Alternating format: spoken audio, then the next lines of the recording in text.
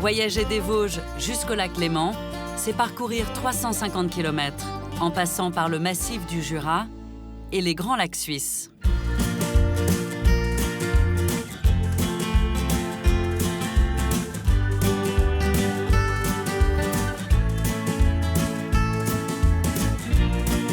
Un itinéraire qui évoque le passé mouvementé de ces territoires aux frontières de la France.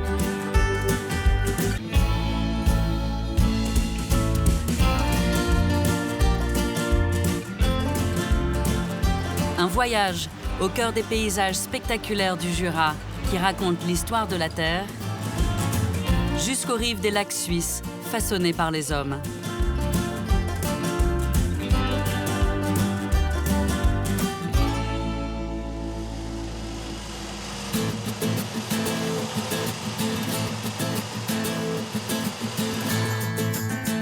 Notre périple commence sur une route du massif des Vosges.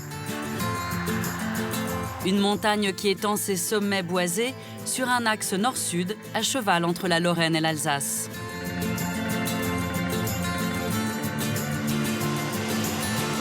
C'est ici que sont nées au début du XXe siècle des voitures de légende, les Bugatti.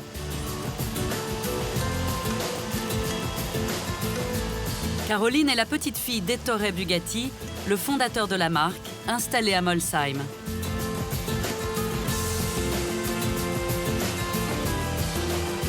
Au volant d'une Type 40 de 1928, elle nous fait découvrir les routes sur lesquelles ces voitures étaient testées.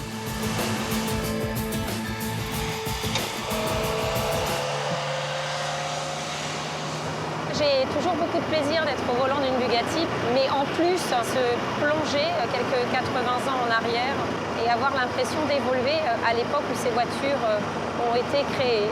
Le paysage, les routes, le peu de circulation qu'on y trouve s'y prête vraiment très bien.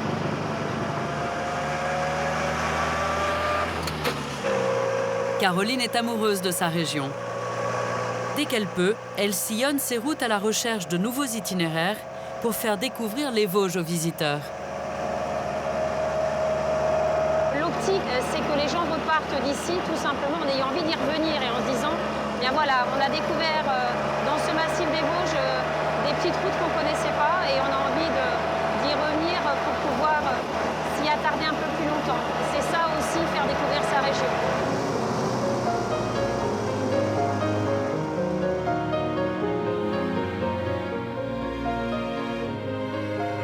Ce matin, son parcours commence dans le nord du massif, à quelques kilomètres du sommet du Donon. Couronné par un temple néoclassique à 1000 mètres d'altitude, sa situation dominante en a fait un lieu de culte depuis le néolithique jusqu'à l'époque gallo-romaine. Un grand nombre de voies anciennes passaient par le Donon et les crêtes des alentours, comme au Champ du Feu.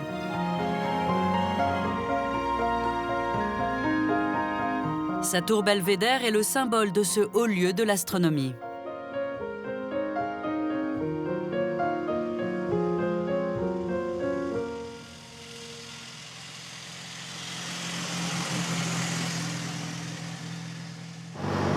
Je viens de passer il y a quelques minutes le col de la Charbonnière et j'arrive sur le Champ du Feu, le sommet le plus haut du Bas-Rhin et qui se situe à 1099 mètres d'altitude. Le Champ du Feu a été une voie de passage entre la plaine d'Alsace et les Vosges, traversée par une ancienne voie romaine.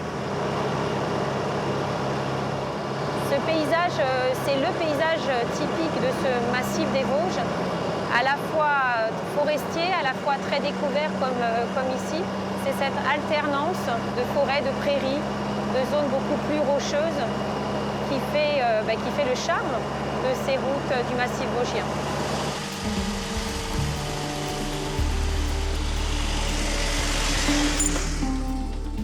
Caroline Bugatti poursuit son voyage.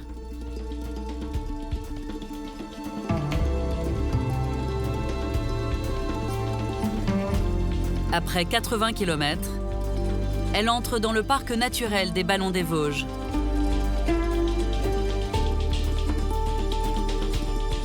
C'est ici que se trouvent les parties les plus élevées de ces montagnes anciennes.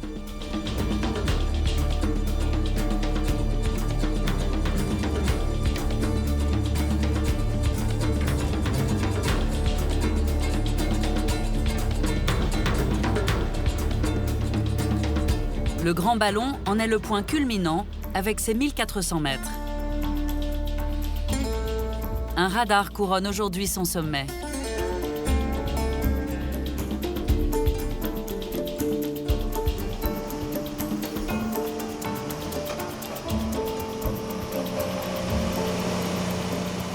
Moi, je suis très attachée effectivement à ce petit coin des Vosges, puisque moi j'habite côté alsacien dans le massif des Vosges. Et j'aimerais donc faire découvrir des routes aussi qui s'adaptent à ce type de voiture, parce que c'est vrai que ce sont des voitures anciennes. L'idée, c'est de trouver justement des endroits où il y a peut-être un peu moins de circulation que sur des axes principaux.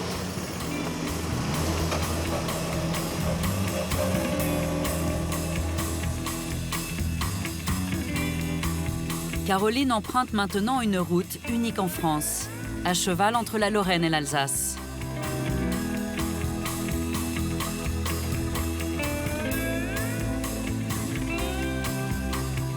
Elle a été créée en 1914 par les services du génie militaire français. On l'appelle la route des crêtes. À l'époque, cette voie stratégique dessert les lignes à l'arrière du front. Aujourd'hui, ces 80 km en font une promenade spectaculaire le long du massif.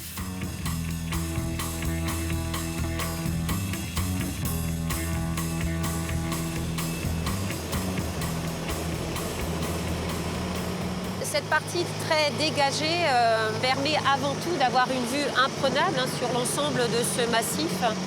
On a presque l'impression d'être ailleurs que dans le massif des Vosges par endroits. On pourrait s'imaginer en Écosse, on pourrait s'imaginer dans tout plein d'autres lieux. C'est ce qui est aussi assez merveilleux, c'est cette diversité de paysages et de végétation.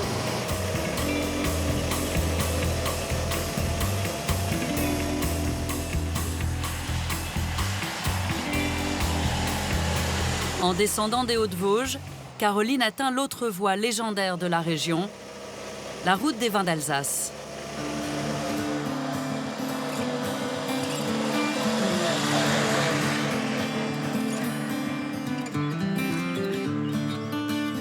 « 180 km à travers ce vignoble situé entre la plaine du Rhin et le massif. Exploité dès l'époque romaine, c'est au Moyen-Âge que les moines lui donnent une réputation reconnue dans toute l'Europe. Les plus remarquables villages viticoles bordent la route, comme Rijkwier. Cette cité médiévale est toujours entourée de ses remparts. Ils étaient surveillés depuis cette tour-porte de 25 mètres, édifiée pour impressionner l'ennemi.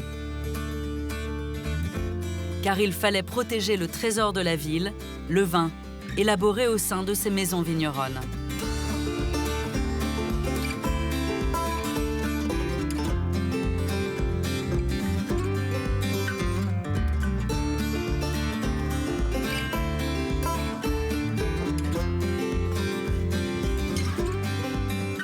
Plus loin, le village d'Andlau. Son vignoble s'épanouit sur des coteaux très pentus, aménagés en terrasse. En alsacien, on les appelle des cachetes.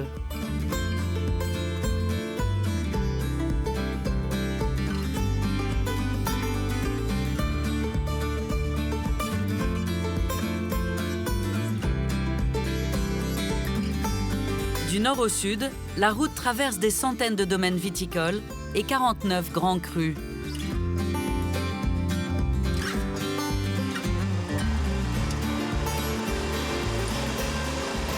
Alors là, par exemple, voilà, on a à la fois la vue sur le vignoble alsacien, la plaine d'Alsace et tout au fond, droit devant, les montagnes côté Allemagne.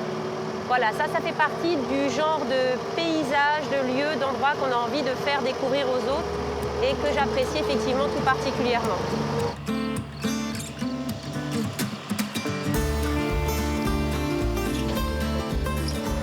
Et sur notre droite, là-bas, les Vosges.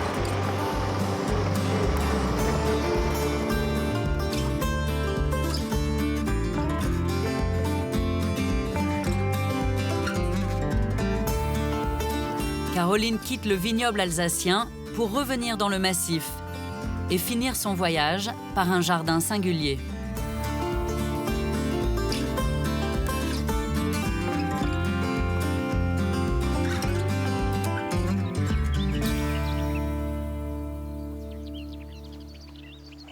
Nous sommes à Bansapt, dans le département des Vosges. Richard Garnier fait découvrir à Caroline ce véritable lieu de mémoire. Car ce parc a été aménagé sur le site même d'une fameuse bataille de la Première Guerre mondiale, la bataille de Fontenelle.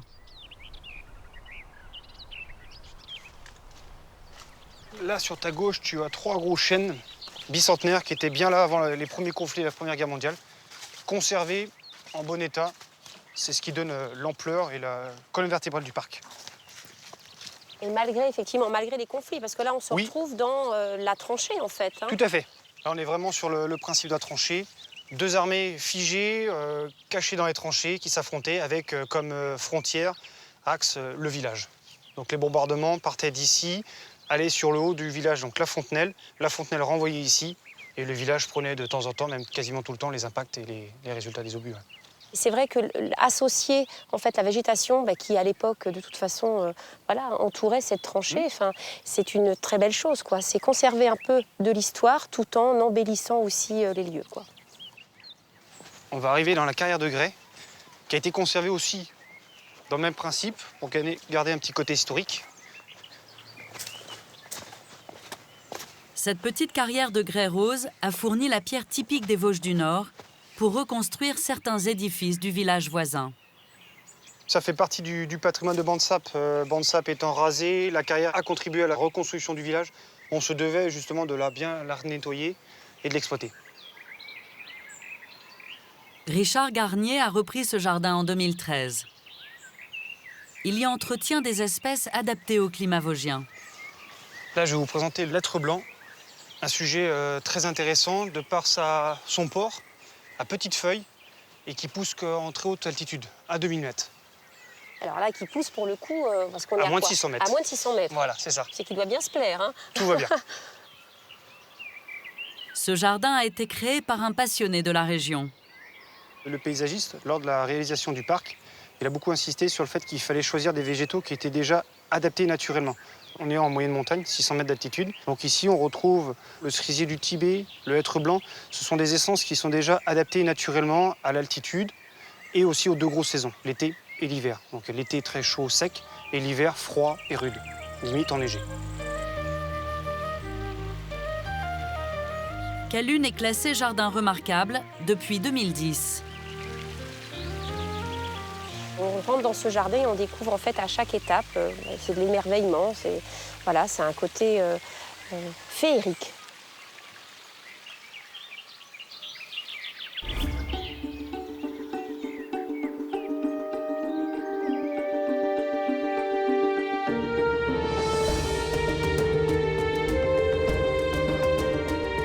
Les Vosges étendent leur sommet sur 14 000 km².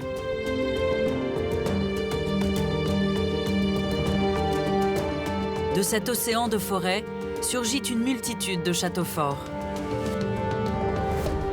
Car la situation de ce territoire au cœur de l'Europe a attisé les convoitises dès le Moyen Âge. Le massif est traversé par la frontière allemande au nord et longe la plaine du Rhin. Au Moyen Âge, les Vosges appartiennent au Saint-Empire romain germanique. Tout au long du massif, une centaine de forteresses veillent sur le territoire et les voies de communication, comme le col de Saverne. Le château de Fleckenstein est un des mieux conservés des Vosges du Nord.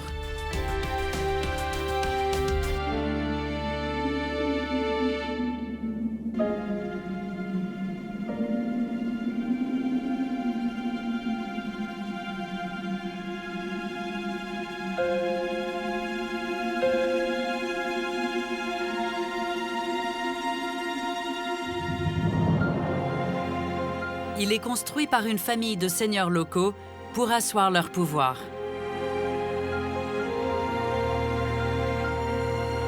Bâti sur un rocher d'une centaine de mètres de longueur, il domine la forêt du haut de sa falaise étroite. Comme tous les châteaux des Vosges du Nord, il est en partie troglodyte. C'est à l'intérieur de la roche que les hommes du Moyen Âge trouvent la meilleure protection. Par la suite, ils construisent en hauteur sur la plateforme.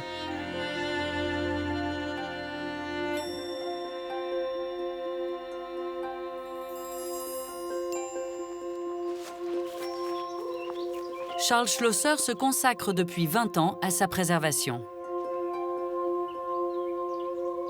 Alors, je voudrais vous montrer un endroit d'où on voit vraiment la particularité de ce château, c'est-à-dire cette communion entre le rocher et la partie architecturale qui a été construite par après. Donc, nous voyons ici le rocher très imposant puisqu'il fait 25 mètres de haut. Et c'est dans ce rocher qu'on a taillé des pièces, qu'on a taillé aussi l'accès du château primitif, 10e, 11e, 12e siècle, on ne sait pas trop. Et en tout cas, donc, on voit partout dans ce rocher des traces de taille rectangulaires ou carrées.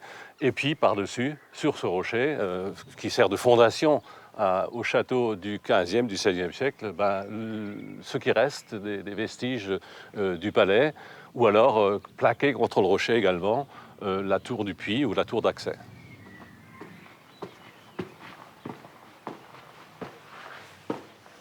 Charles Schlosser se rend maintenant dans le cœur du château, à l'intérieur même du rocher. Nous sommes ici dans l'escalier primitif du château, donc 11e, 12e siècle, et on voit très bien partout les traces de taille, au plafond, au mur. Pour ce travail très délicat, on pense que les seigneurs faisaient appel à des mineurs qui avaient, eux, le sens de l'orientation, puisqu'ils travaillaient sous terre, ils étaient obligés de creuser des galeries, donc c'est eux qui faisaient ce travail.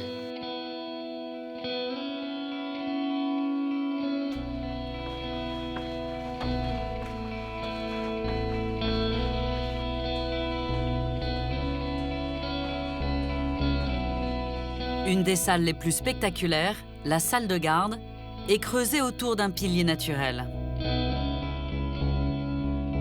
C'est aussi l'entrée d'un passage secret du château, entre la paroi de roche et le mur de protection du XIIe siècle.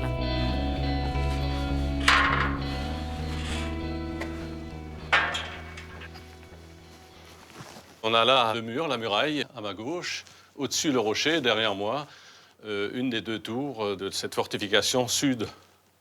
Alors on imagine que ça a été construit, encore une fois, pour améliorer la défense de la partie sud du château. On a des meurtrières à mi-hauteur, ce qu'on n'avait pas avec le rocher, et puis sans doute aussi pour marquer un peu la puissance de ce château qui, du côté sud, n'avait pas d'éléments de fortification.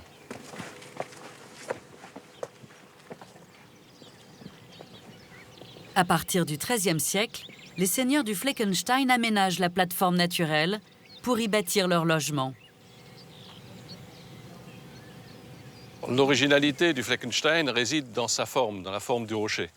Comme on peut le constater, en partie sommitale, très étroit. Et donc le constructeur a dû jouer avec la hauteur, donc il faut s'imaginer 3 étages au-dessus de nous. Il a pratiquement utilisé tout l'espace dans sa longueur, et pour la largeur, il a à certains endroits triché un petit peu avec des encorbellements, c'est-à-dire des poutres qui sont posées dans le rocher et qui dépassent dans le vide pour qu'on ait des pièces un peu plus larges. Quand la France reconquiert l'Alsace au XVIIe siècle, le Fleckenstein est en partie dynamité par les troupes de Louis XIV, afin qu'il ne serve plus jamais à l'ennemi.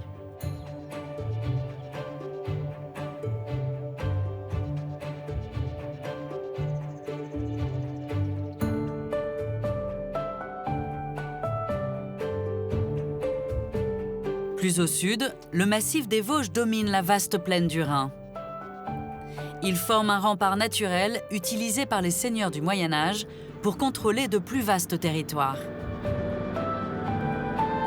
À bord de cet avion, l'historien Georges Bischoff. Il est un des spécialistes des châteaux d'Alsace. Son vol commence par le Haut-Bar, à quelques kilomètres de Strasbourg. Le Haut-Bar, c'est un château qui contrôle le col de Saverne. C'est le passage le plus facile pour aller depuis le plateau lorrain jusque la vallée du Rhin. Ce col est traversé d'abord par des voies romaines et est resté en activité d'une manière continue jusqu'à nos jours, avec le canal du Rhône-Rhin, la ligne de chemin de fer, la route, tout y est. Ça montre le rôle d'un château qui a été qualifié en 1415 l'œil de l'Alsace.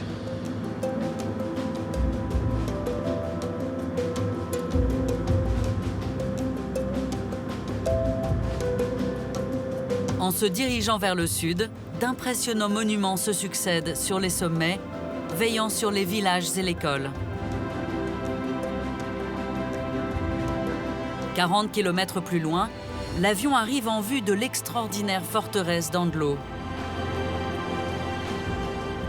Là, on reconnaît le château d'Andlau et ses 2 tours, et on doit voir le vignoble. Alors, le vignoble, là, c'est l'or de l'Alsace. L'or, ça se protège. Les châteaux sont issus, outre de la fonction de passage, de la richesse de ces terroirs et peut-être aussi de la richesse minière. Dans la vallée suivante, on découvre l'étonnant donjon octogonal de Lortenberg. Lortenberg, ce qu'il a de merveilleux, c'est un château construit en granit. C'est un château très compact, dont le logis est évidemment protégé par ce donjon massif et par cette chemise qui forme un coin pratiquement inattaquable.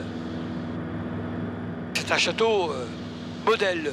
C'est le top de ce que l'on peut faire en matière d'architecture militaire autour de 1260.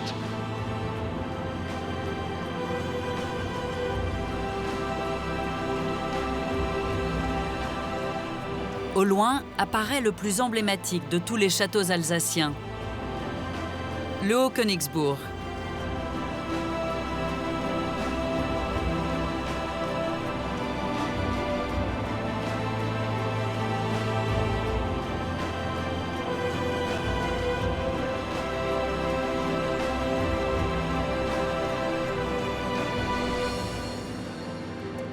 Ah, le Haut-Königsbourg, c'est un régal. Là encore, c'est un cuirassé de pierre. Hein. C'est le château qui résume presque l'histoire de l'Alsace. Château qui a été le château d'un duc de Souabe d'abord, d'une famille royale, Frédéric Barberousse. Königsbourg indique bien son nom, le château du roi. Ça a été à l'époque où il n'y avait encore pratiquement pas de château, la tour de contrôle de l'Alsace. La tour de contrôle, ça a permis effectivement à ce duc de Souabe de se rendre maître de la plus grande partie de la région. C'est ensuite un château qui est devenu, comme beaucoup de châteaux des Vosges, à la suite de son abandon, son semi-abandon, un repère de brigands. À la suite de cette période de déclin, des travaux de rénovation sont entrepris au début du XXe siècle. Il est aujourd'hui le symbole du style gothique germanique.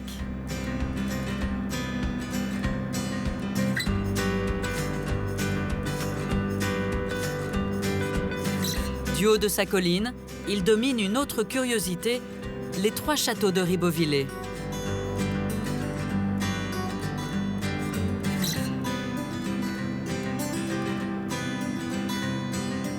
Le plus imposant, c'est Saint-Ulrich. Construit à partir du XIIe siècle, il conserve encore des ruines d'un majestueux habitat seigneurial.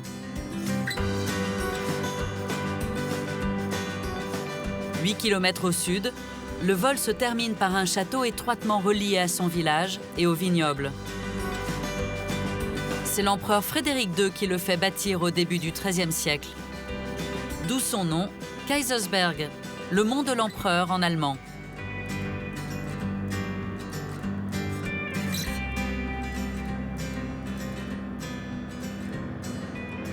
Ce château, là, vous le voyez, il est sur un éperon à l'extrémité du vignoble, dominant de très près la vallée. Et aussi et surtout, on a rattaché ce château à l'enceinte urbaine de Kaisersberg qui se trouve à son pied, la ville-étape. Le château est en rapport direct avec la route. Et cette route, elle est en train de s'activer. C'est une route qui devient une grande route du commerce international. Sert évidemment de gardien, de verrou, ce qui permet de prélever les taxes. L'empereur mène en quelque sorte une course avec les autres grands seigneurs de la région. C'est à celui qui construira le plus vite un château et qui maîtrisera le plus vite les axes de passage.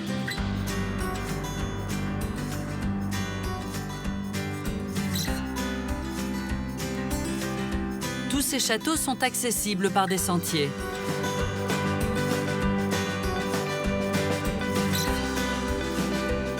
Une des caractéristiques du massif des Vosges, c'est son incroyable réseau de chemins. 18 000 km balisés depuis le 19e siècle.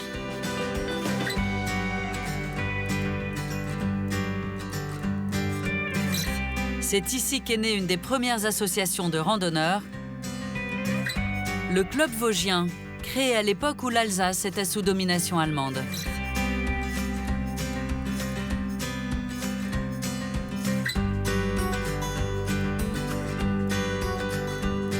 Nous voici dans la vallée de Münster, porte d'entrée de la partie la plus sauvage des Hauts-de-Vosges.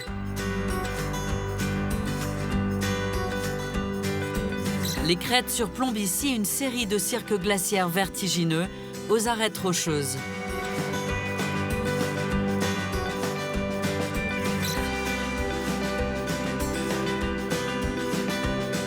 C'est au creux de l'un d'eux qu'est taillé un chemin légendaire, le Sentier des Roches. Il part du col de la Schlourte pour 3 km de voie, taillée dans la montagne. Alors là, vous voyez que le relief devient de plus en plus abrupt. Donc voilà la première main courante.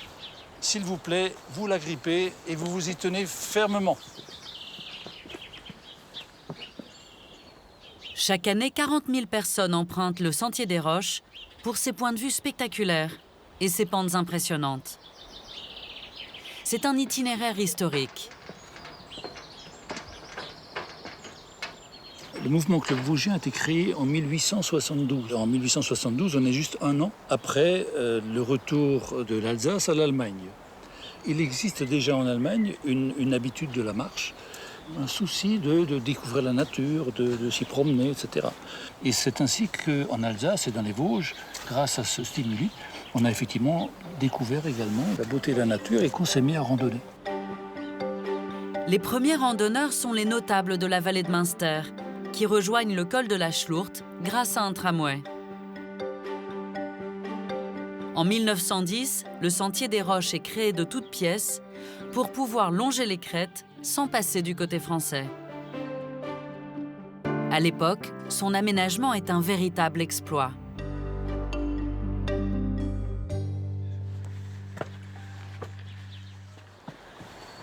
Aujourd'hui, il est toujours entretenu par le Club Vosgien.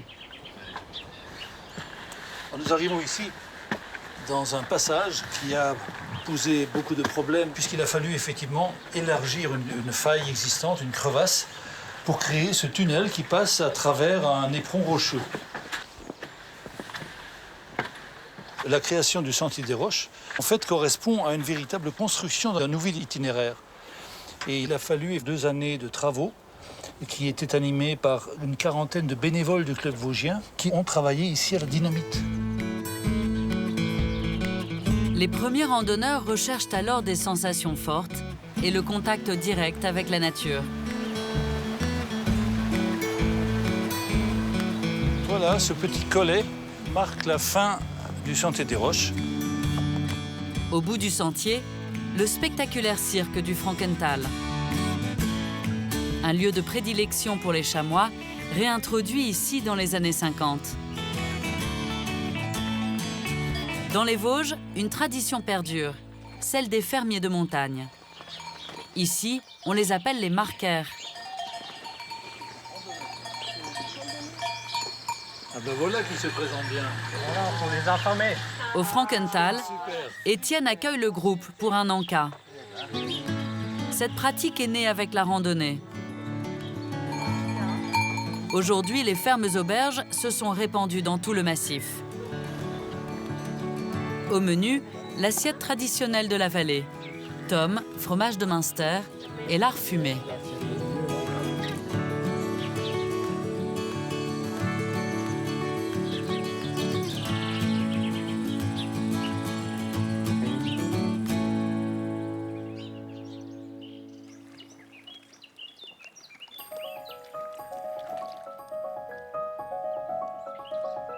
Un peu plus loin, le cirque du Forlet.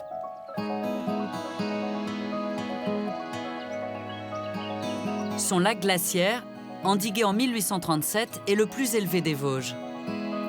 C'est ici que reprend un peu plus tard la randonnée menée par Frédéric. Tiens, jolie vue sur le lac, là. Ah oui, c'est magnifique, ça. Les crêtes marquaient la frontière quand le territoire allemand s'étendait jusqu'ici. À l'époque, effectivement, Le Reich allemand, qui avait pris possession de l'Alsace, effectivement a souhaité matérialiser cette frontière en y plaçant des bords. De ce côté-ci, vous avez un D, ce qui signifie Deutschland, Allemagne, alors que de l'autre côté, vous trouvez le F de France. Cette grande crête des Vosges a constitué la frontière entre l'Allemagne et la France à partir de 1871 jusqu'en 1914.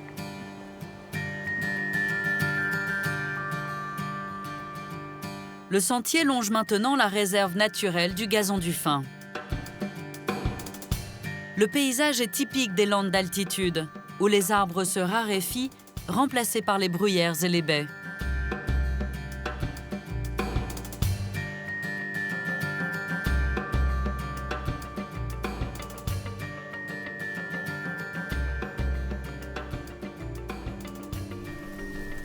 Les randonneurs traversent le site pour se rendre au sommet du Tannay. De là, ils découvrent une vue imprenable sur la vallée de Münster. Chaque fois, il y a un plaisir de revenir surtout sur les crêtes pour voir effectivement les paysages que vous voyez avec nous aujourd'hui. Mais c'est vrai que nous, on apprécie cette ouverture et également notre belle vallée de Münster.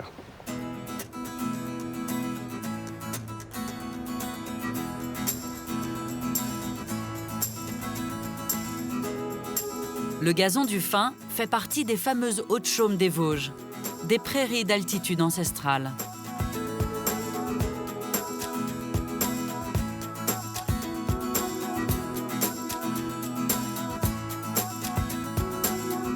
Un milieu qui couronne les sommets tout au long du massif.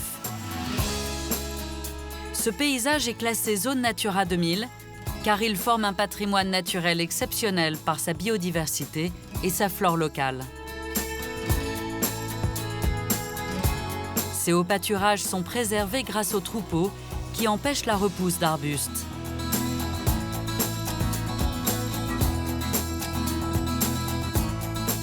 Au pied du Petit Ballon, dans la vallée de Münster, Michel Schertzinger perpétue cette pratique de l'estive.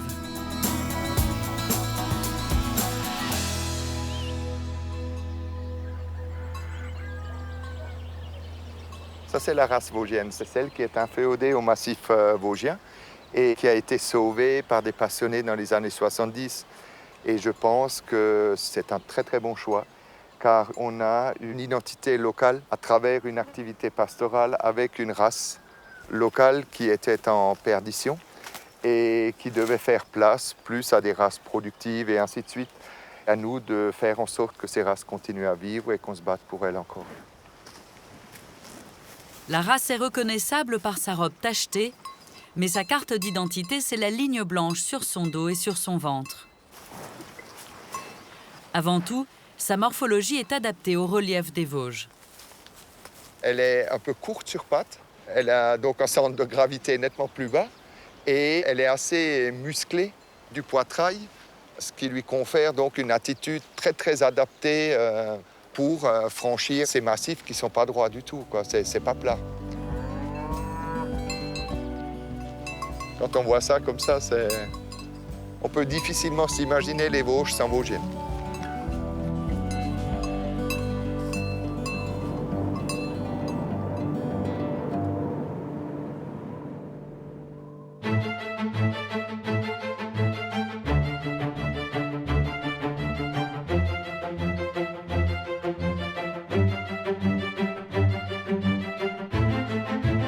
Terre de conquête pour les seigneurs et les rois du haut Moyen-Âge, le massif des Vosges l'est aussi pour l'Église. À partir du VIe siècle, les seigneurs mérovingiens, s'appuyant sur les religieux, quadrillent ces montagnes d'abbayes pour s'en assurer le contrôle économique et spirituel. Bâti à l'emplacement d'une de ces églises d'origine, voici un joyau de l'art roman. L'abbaye de Murbach. Elle est nichée dans une vallée boisée du Piémont vosgien, à quelques kilomètres de Colmar. L'abbatiale est de style rhénan, typique de l'Est de la France et du monde germanique. L'historien Damien Parmentier en connaît les moindres détails. On découvre le vallon de Murbach, qui est le lieu de cette grande abbaye impériale du XIIe siècle, tel qu'on la voit dans sa façade, des années 1130-1150. Elle est très symbolique et très typique de ce qu'on appelle ici le roman rhénan, c'est-à-dire en utilisant d'abord un matériau local qui est ce grès rose. Cette alternance en fait de grès de couleurs, rose clair, rose foncé par exemple. Les tours carrées aussi qui sont très symboliques en fait de ce roman rhénan, avec les deux niveaux en fait qui permettent d'y placer donc les cloches. Un des autres intérêts de Murbach, c'est cette suite de colonnettes en bas-relief, au singulier décor de visages grotesques et de têtes d'animaux. Mais ce chevet splendide n'est en fait qu'une façade. À l'arrière, la nef a été détruite au XVIIIe siècle. Il ne reste plus que la trace de sa toiture.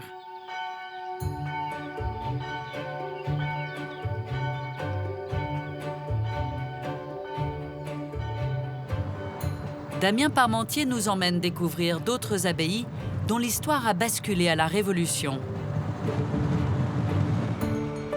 Pour cela, il franchit la crête du massif et passe côté lorrain.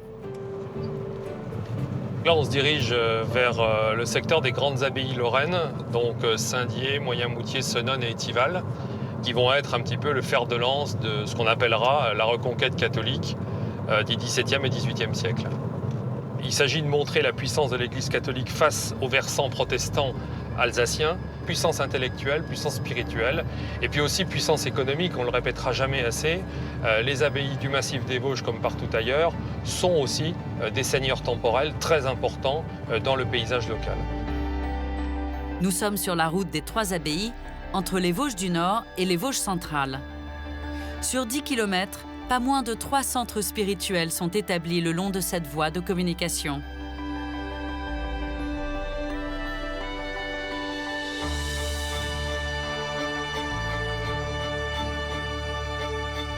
L'abbaye de Moyen-Moutier fait l'objet de travaux depuis 2010, car pendant 2 siècles, ses jardins et ses bâtiments ont été occupés par l'industrie textile.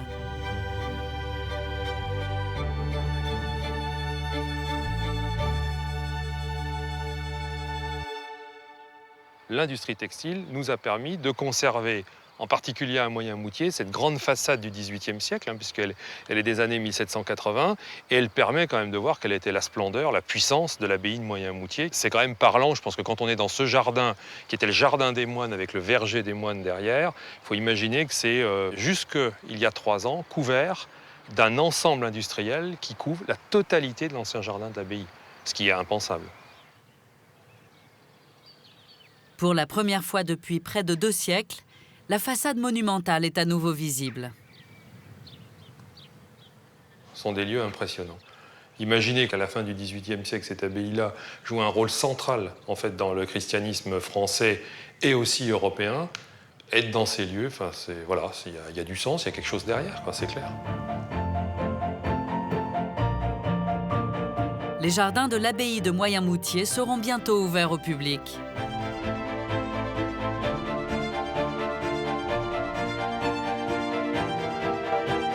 À 6 km de là, l'abbaye de Senones a subi le même sort que sa voisine. Aujourd'hui encore, des usines occupent ces jardins, mais les bâtiments abbatiaux ont été désertés. Ici aussi, les associations se mobilisent pour que ces lieux soient réhabilités. À l'intérieur, l'escalier monumental témoigne de la richesse de la congrégation. Sa rampe en fer forgé est un chef-d'œuvre de ferronnerie du siècle des Lumières. Dans le palais abbatial, les moulures, les stucs et les parquets ont déjà été entièrement restaurés. Les travaux vont se poursuivre dans d'autres parties de l'abbaye. Nous sommes dans la grande bibliothèque de Senones. Au XVIIIe siècle, elle renferme un véritable trésor. 20 000 volumes que même Voltaire viendra consulter. À la Révolution, les ouvrages sont vendus, mais les murs sont sauvés. On comprend mieux pourquoi, finalement, ces bâtiments du XVIIIe siècle ont été protégés par l'industrie textile, puisqu'elles ont été rapidement transformées. On avait ces immenses vaisseaux de pierre, solides, donc construits pour durer, on voit, ces bâtiments sont toujours là, et ont rapidement accueilli donc, tout ce qu'il y avait de plus moderne en termes de matériel, de filature. Restauration notamment des peintures, sans doute, et puis d'un escalier pour... Daniel Cacard veut redonner vie à ses abbayes. Ici, il prévoit une salle de spectacle. Comment on restaure, comment on réhabilite des lieux comme ça? Doit-on garder ou pas la trace de la mémoire industrielle? C'est une question qui peut se poser. Elle fait partie actuellement de la mémoire des gens qui vivent aussi ici. Et ça a occupé à peu près 150 ans de l'activité. C'est une petite partie, mais c'est une partie importante.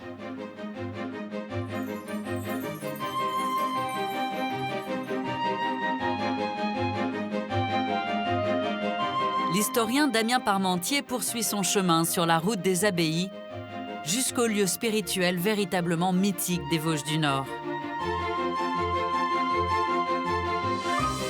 Perché à 750 mètres, dominant la plaine d'Alsace, le mont Saint-Odile.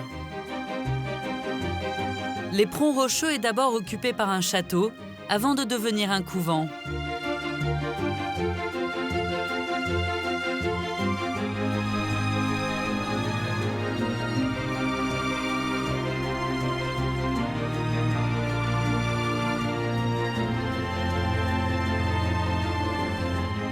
Plusieurs fois remanié, son apparence actuelle date du XIXe siècle.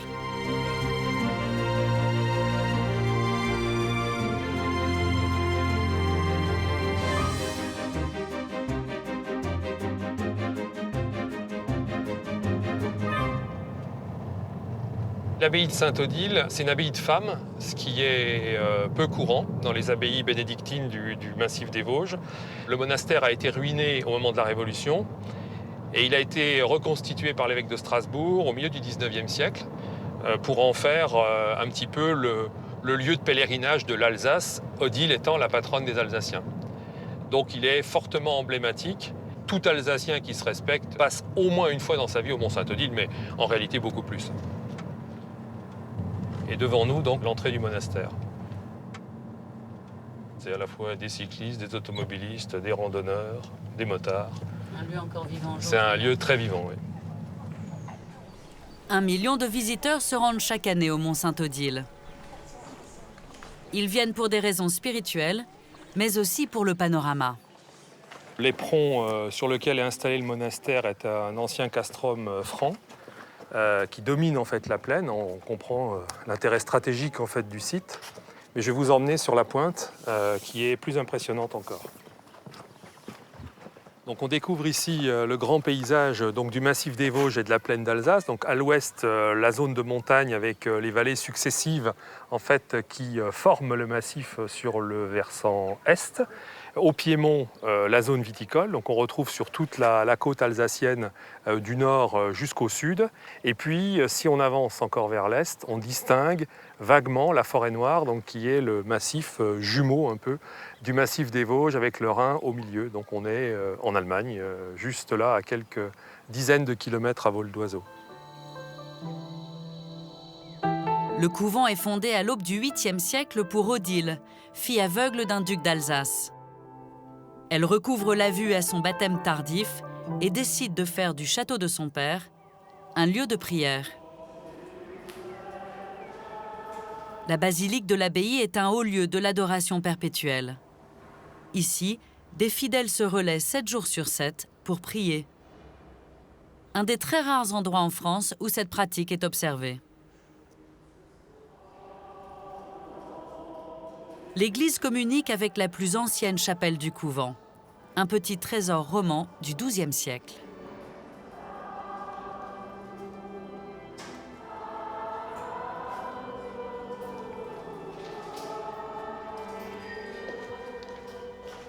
Damien Parmentier se rend avec le recteur de l'abbaye dans le Saint des Saints, auprès du tombeau d'Odile.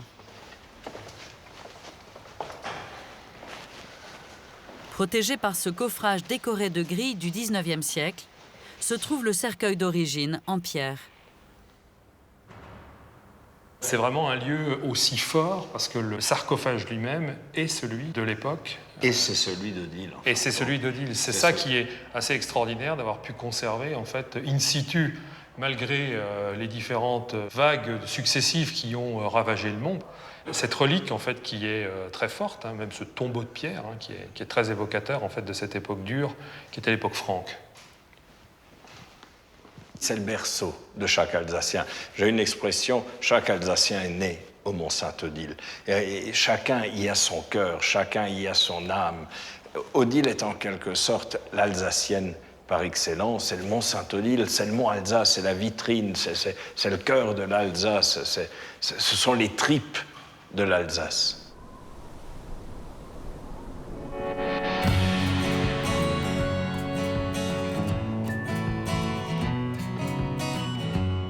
Le massif des Vosges se termine au sud par une plaine qui longe la frontière est de la France.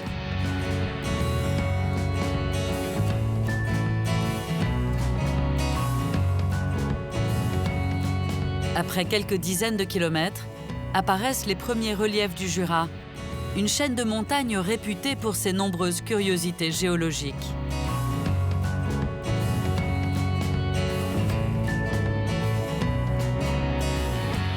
Il y a 12 000 ans, la rivière Doubs a été détournée par un éboulement. Pour s'écouler, le cours d'eau franchit un dénivelé de 27 mètres. C'est le saut du Doubs, à la frontière entre la Suisse et la France.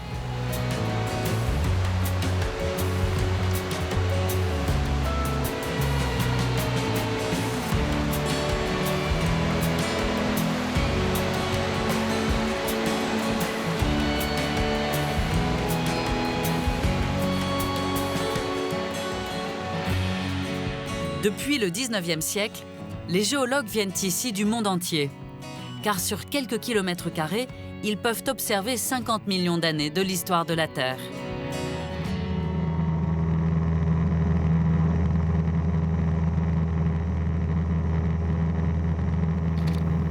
Vincent Bichet se passionne pour la formation de ces paysages. On vient de quitter la zone des plateaux, où le relief est assez tabulaire et on arrive dans la partie haute chaîne du massif. Il y a environ une quinzaine de kilomètres de largeur pour 300 km de long.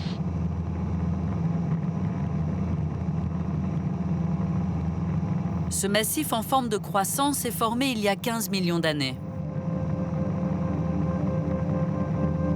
Par beau temps, il réserve un point de vue étonnant sur les Alpes et le Mont Blanc.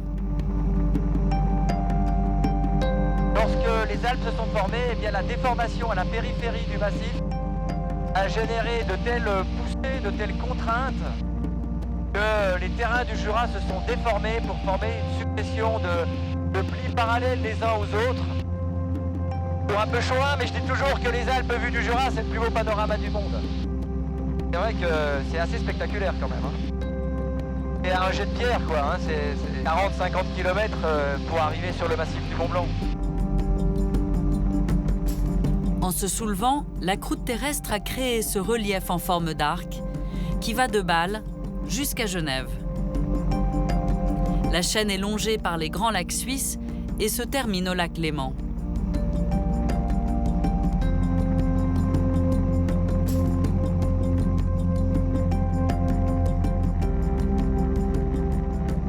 C'est vraiment la carte d'identité du Jura, là, entre ces incroyables vallées rectilignes qui sont occupées par les lacs et les villages, et puis ces immenses dômes forestiers. Pour autant, les massifs forestiers sont très habités. Il y a des fermes un peu partout, il y a des prairies un peu partout. Où que l'on soit dans le Jura, on a toujours un regard en fait sur l'homme qui est présent dans ce territoire.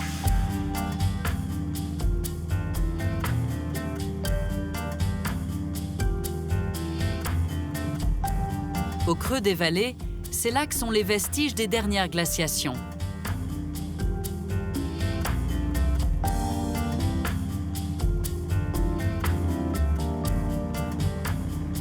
Là, c'est vraiment le paysage caractéristique de la haute chaîne du Jura, hein. Le lac des Rousses, juste au-dessus duquel on se trouve, et puis le lac de Joux dans la perspective au loin.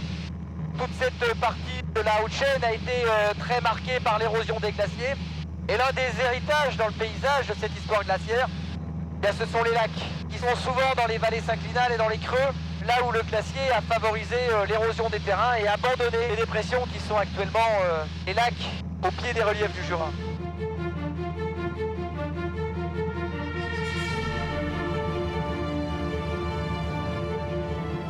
Et là, c'est vraiment splendide. Là. Cette falaise du Mont d'Or permet de dominer le lac de Romoré sur le second plan. C'est vraiment magnifique.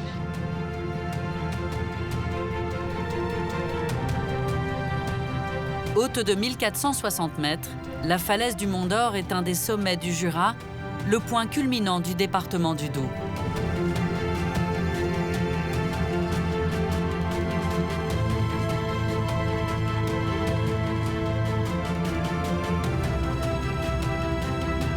Dans ce relief typique du Jura, apparaissent parfois des accidents de terrain.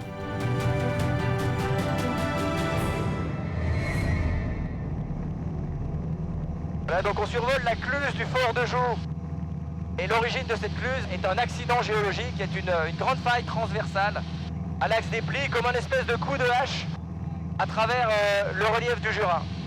Évidemment, ces grandes failles sont l'occasion de lieux de passage à travers le massif. Et l'une des plus célèbres est la fameuse cluse de Joux, qui est défendue d'ailleurs par le fort du même nom, le fort de Joux, et qui est un lieu de passage ancestral à travers le massif du Jura.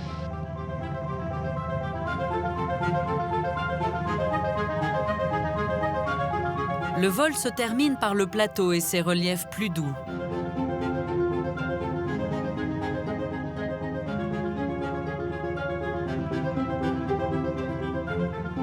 Des promontoires dominent la plaine, comme à Château-Chalon, construit sur son éperon calcaire et au lieu du fameux vin jaune du Jura.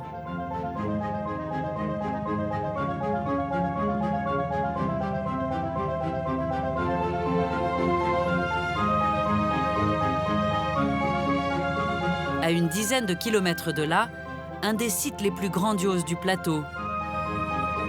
Baume-les-Messieurs, le plus bel exemple au monde de ce qu'on appelle une reculée. Une échancrure creusée par l'érosion sur le plateau calcaire.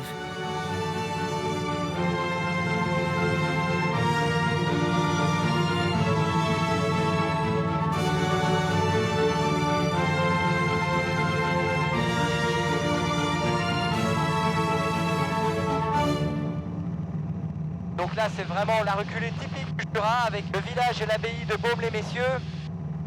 Et au fond de la reculée, dominée par les falaises. Et là, on voit parfaitement le paysage de la reculée échancré dans la bordure du plateau.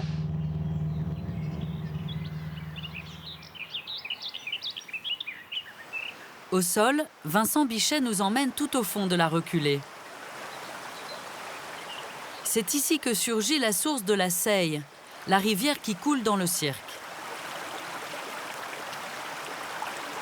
Dans la plupart des reculées du Jura, ce qu'on appelle les bouts du monde, au fond de la reculée, eh bien, on trouve des sources. Elles sont là parce que dans ces massifs calcaires, il y a des failles, il y a des cassures. Et l'eau qui s'infiltre sur le plateau va pénétrer à l'occasion de ces fractures dans le massif calcaire. Et en quelques dizaines de jours, entre le plateau et la source, l'eau va circuler jusqu'à former ces sources qu'on voit très souvent dans les reculées du Jura. 50 mètres plus bas, le cours d'eau a créé une véritable curiosité géologique. Les eaux de la source se sont un peu réchauffées. À l'occasion de leur parcours souterrain, elles s'étaient enrichies en calcium, en sels minéraux. Et puis lorsqu'elles arrivent à l'air libre, à la faveur de ce petit réchauffement, et puis aussi grâce à la présence d'une végétation très luxuriante, eh bien, il va se former des encroûtements calcaires, comme une source pétrifiante, où la roche va profiter de cette petite chimie un peu particulière autour des végétaux. Et on va avoir la formation de ce qu'on appelle un travertin, qui est une roche calcaire qui se forme souvent à l'exutoire des grottes dans les reculées du massif jurassien.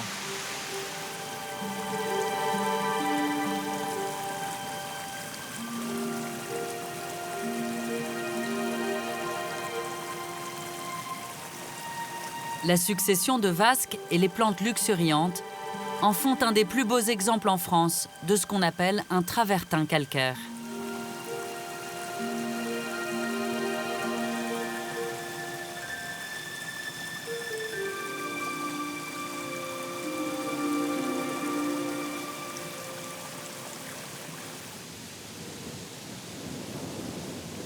Les cours d'eau du Jura forment certains des paysages les plus grandioses du massif.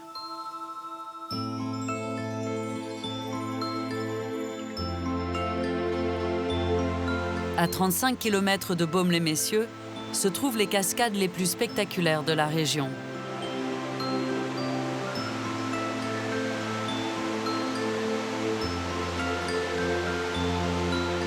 Voici celle de l'Éventail, une chute d'eau de 65 mètres de haut. C'est l'une des 31 cascades de la rivière Hérisson. Dans ces eaux pures vit un petit oiseau au mode de vie singulier, le cincle plongeur. Une espèce protégée, 10 couples seulement vivent sur ce cours d'eau.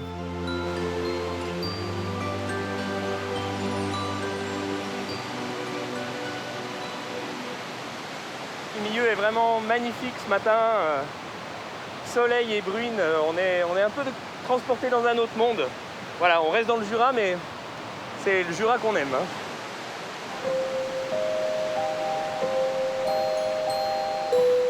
Guillaume part à la recherche de cet oiseau discret. Il vit dans des endroits où l'eau est brassée, comme dans ces torrents. C'est ce qui le rend difficile à repérer. À la première cascade de l'Éventail, aucun oiseau en vue dans ces remous. Un peu plus haut, l'autre lieu spectaculaire du Hérisson, le Grand Saut, surnommé un temps le Niagara jurassien.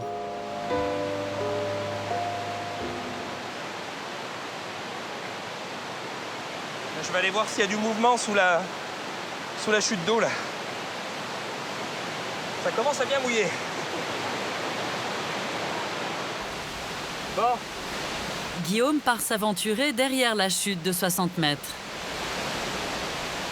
Car c'est ici, dans les creux de la roche calcaire, que le cincle plongeur aime installer son nid.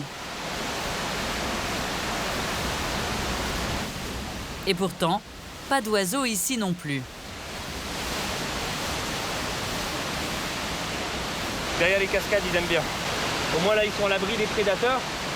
Bergeronnettes, cincle plongeur, évite les renards, les martres, les lynx, tout ce qui pourrait venir les récupérer, quoi. Et finalement, après 5 heures de quête, l'oiseau apparaît. Ah, le voilà. Perché sur un rocher au bord de l'eau, le cincle est prêt à plonger pour se nourrir. Ce passereau est unique au monde. C'est le seul capable d'évoluer sous l'eau.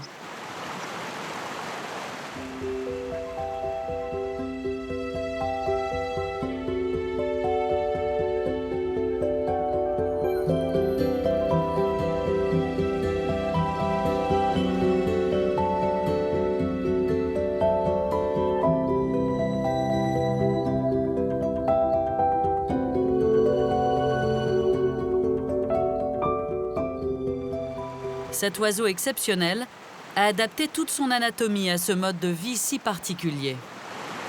Il a carrément sa troisième paupière qui est capable de se fermer et qui lui permet de voir sous l'eau. Il a également les ailes qui se sont un petit peu raccourcies pour ressembler presque à des ailes de pingouin, ce qui lui donne un petit côté pas très à l'aise dans l'air.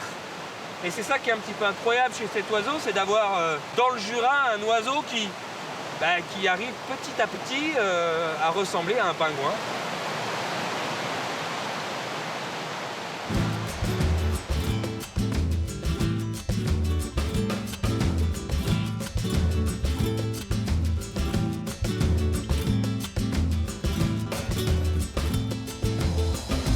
Nous quittons les zones de plateau et leurs reculés pour nous diriger vers le Haut-Jura. Le relief s'accentue et les sommets prennent de la hauteur. Au XIXe siècle, des industriels se mobilisent pour obtenir la construction d'une des voies de chemin de fer les plus étonnantes de France. La ligne des Hirondelles.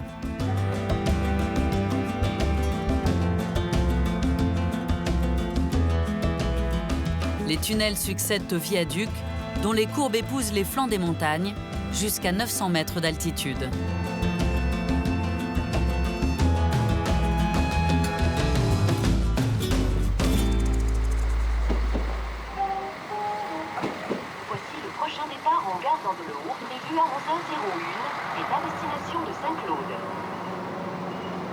Sur le quai d'Andelot en montagne, Laurent Poupart s'apprête à prendre cette ligne qu'il connaît bien. C'est lui qui a fait l'inventaire de son patrimoine.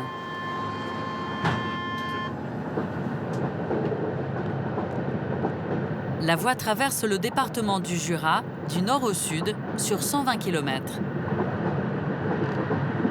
Sa construction est une véritable épopée qui s'étale sur près d'un demi-siècle. Mais à l'époque, l'enjeu est de taille. Cette ligne-là, elle est indispensable pour Moret, elle est indispensable pour Saint-Claude. On est dans la zone du Haut-Jura où, au milieu du 19e siècle, la neige peut être présente 6 mois dans l'année. Donc les gens sur place n'ont pas moyen de faire de la culture qui leur permette de vivre. Il faut qu'ils aient une activité à côté.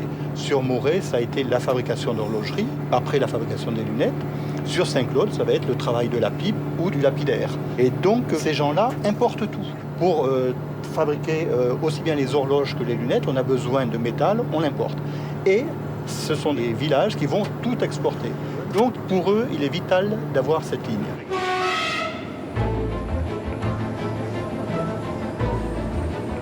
À partir de 1865, des travaux titanesques sont lancés. Les températures baissent parfois à moins 40 degrés. La neige encombre le chantier. Près de 350 ouvriers travaillent quotidiennement sur les ouvrages. 47 ans après la pose de la première pierre, la ligne est inaugurée. En tout, 36 tunnels et 21 viaducs sont aménagés.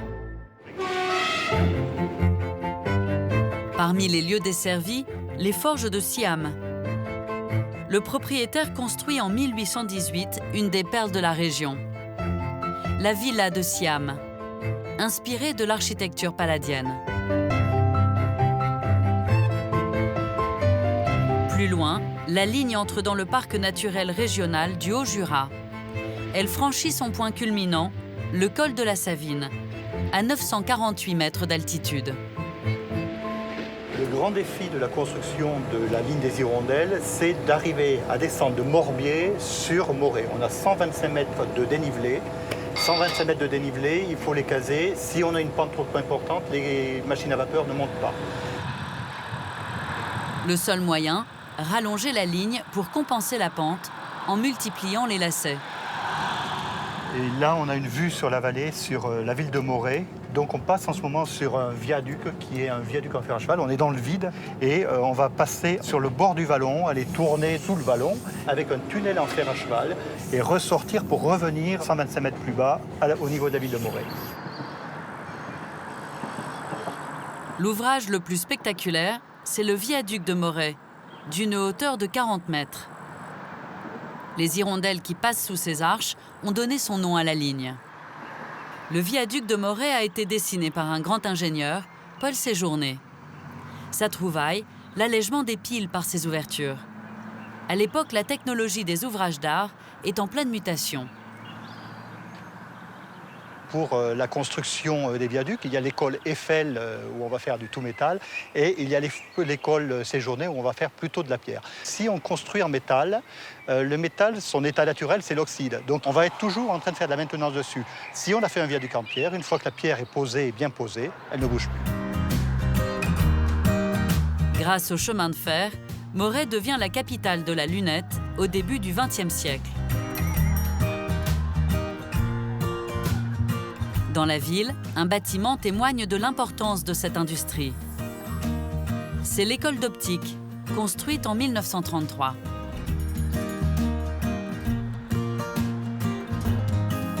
C'est encore aujourd'hui le premier lycée de France d'optique. Ici aussi, le défi de l'architecte a été de construire en tenant compte de la pente de la vallée. Quand on entre dans cette école, la première chose que l'on voit, c'est cet escalier qui n'en finit pas, qui fait 240 marches, et dont la raison d'être est l'exiguïté de la vallée. On est dans une vallée encaissée. Donc l'architecte Paul Gadet n'a eu qu'une solution, la mettre le plus près possible du centre-ville, mais la mettre sur la pente. Et on a un dénivelé d'une 40aine de mètres entre le haut du lycée et le bas, et ce dénivelé a été occupé par cet escalier immense, donc qui fait 240 marches. Le décor intérieur fait la part belle à la mosaïque et aux ferronneries art déco. Mais avant tout, l'architecte Paul Gadet souhaitait un bâtiment moderne et fonctionnel. Il utilise alors le béton armé, rend les structures visibles, aménage de grandes baies vitrées.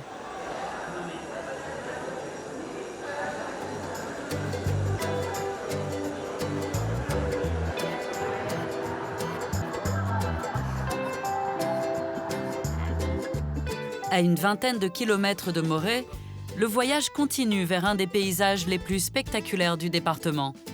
La région des lacs du Jura français. Un chapelet de plus d'une quinzaine de plans d'eau d'origine glaciaire.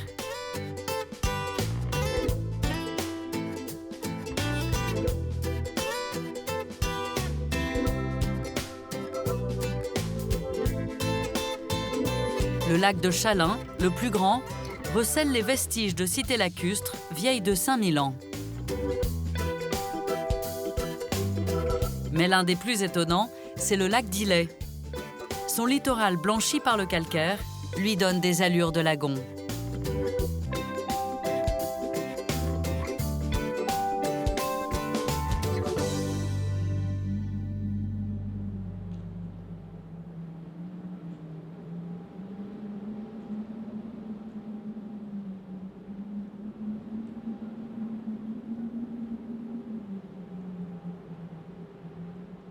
Il est 6 heures du matin.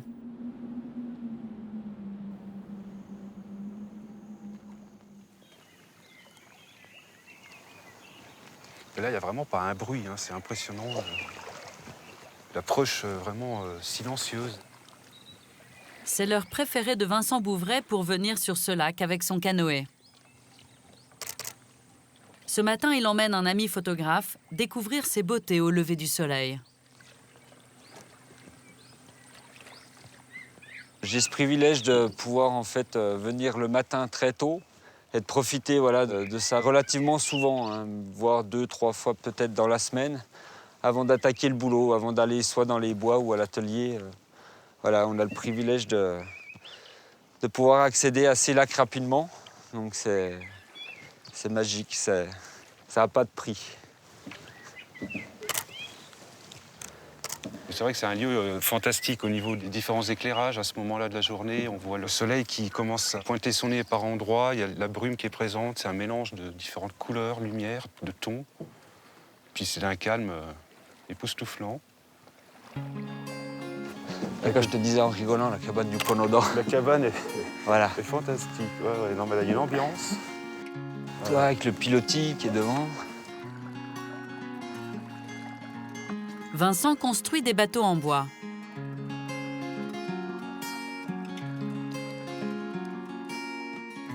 Ce canoë s'inspire des modèles canadiens. Il y a le côté Robinson, de découvrir des endroits qui sont quasi inaccessibles, quoi, même avec des barques ou des choses comme ça où on ne peut pas y aller à cause des tirants. Et c'est vrai que le canoë, avec un tirant d'eau de 6 cm, ça nous laisse des accès où certaines personnes ne vont pas, quoi. Les lacs et les forêts sont les trésors naturels du massif jurassien. C'est de là que provient le bois des bateaux de Vincent. Ce qui est beau aussi, c'est qu'on travaille vraiment qu'en filière courte. Quand on voit ce que ça donne, ça amène juste le respect déjà au moins pour ces arbres, voilà, pour cette matière. Pourquoi aller chercher ailleurs, quoi. Donc on va aller voir les nénuphars. Ouais. Ok. Bon, on les voit déjà d'ici.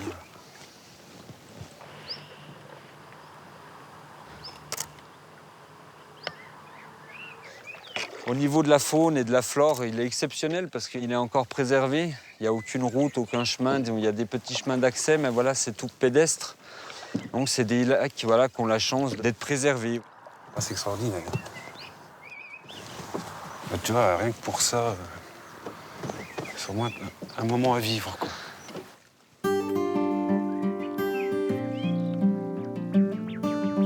Un peu plus loin, les brumes s'attardent encore sur certaines parties du lac.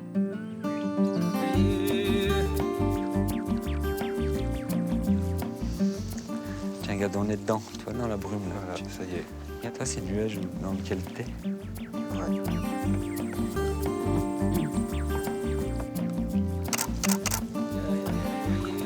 Bah, écoute, On verra au développement hein, ce que ça donne. Mais, ouais, voilà.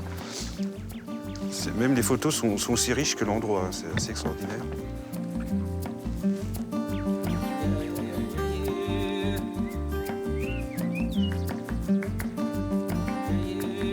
Ce qu'on peut faire, c'est aller se poser sur le ponton, boire un petit café. À volontiers. Un des lieux magiques du lac d'Illay, c'est l'île de la Motte, le site d'un ancien prieuré du IXe siècle. Aujourd'hui, elle abrite une cabane construite à l'origine pour des archéologues. Un des lieux favoris de Vincent pour prendre son café matinal. On n'est pas bien. On est prêt à faire des fois des kilomètres pour aller à l'autre bout, alors que voilà, des fois on a tout sur place.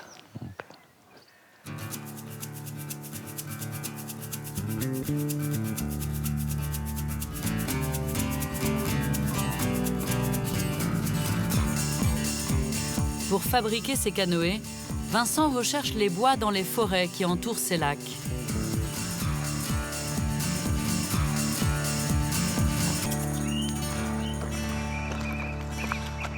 Je cherche un bois en fait qui a poussé très très lentement et régulièrement. Il y a le côté magique de se dire voilà, ça c'est un magnifique bois parce que il est tenu, il a un flux régulier, donc il a poussé régulièrement. C'est retenu droit par rapport à la lumière, donc il tient son fût, ce qu'on appelle. Donc du coup, voilà, pour moi, quand je vois des bois comme ça, je me dis ça y est, ça peut être un beau bois, voilà, pour les bateaux. On va essayer de l'envoyer par terre. Puis si ça va pas, on ne pourra pas le remettre debout.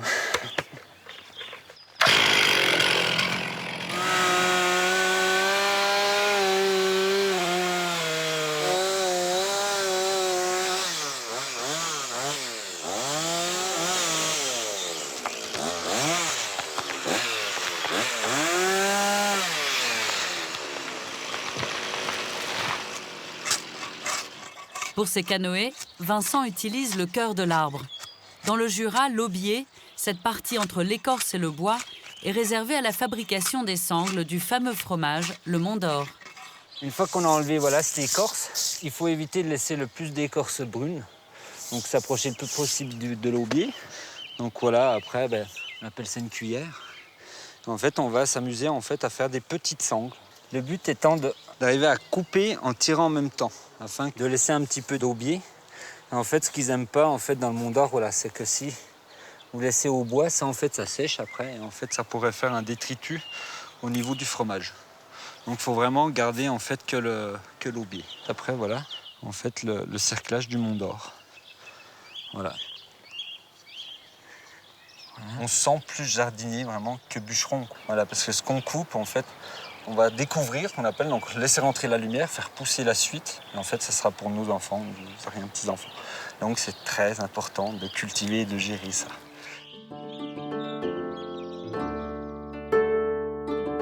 Vincent a appris son savoir-faire d'un charpentier jurassien, spécialiste des clochers franc-comtois, comme celui qui coiffe l'église de Grande-Rivière, au bord du lac de l'Abbaye, à 17 km du lac d'Illay.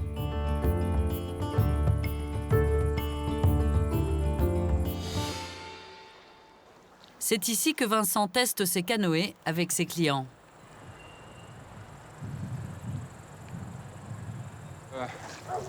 C'est presque un objet d'art.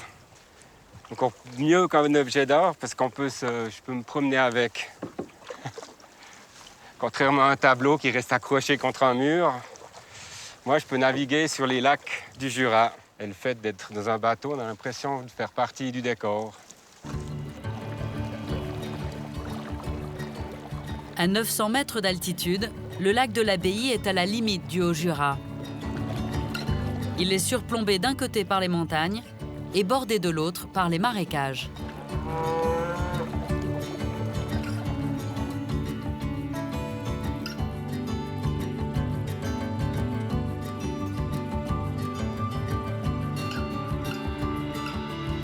Nous quittons la région des lacs et poursuivons notre itinéraire vers la frontière suisse, à 30 km de là. Le Jura déroule ses paysages le long de voies qui sillonnent ses reliefs. Un amoureux des routes panoramiques les parcourt au volant de sa voiture pour en faire découvrir les trésors. Alors là, on est dans le Jura français. On s'approche gentiment de la frontière. Toute cette chaîne du Jura est divisée entre la Suisse et la France. La frontière passe vraiment en son milieu, de Bâle au nord jusqu'à Genève. Il n'y a pas beaucoup de différence quand on regarde comme ça, la nature est la même. D'ailleurs là, on arrive justement à la frontière, donc on voit que on a le petit muret qui fait la frontière ici. Une barrière à vaches qui ferme la route au cas où. Et puis on a la lisière de la forêt qui symbolise la frontière entre la Suisse et la France. Avec deux vieilles maisons, on peut imaginer les vieux gendarmes qui étaient là à l'époque peut-être.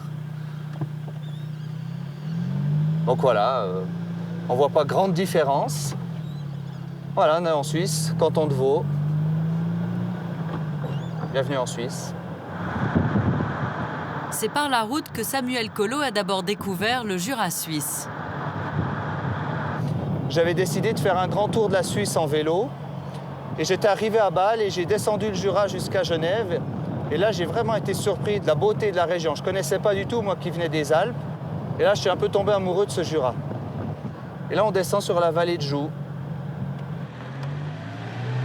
Cette petite route descend vers la vallée et son lac, à quelques kilomètres de la frontière.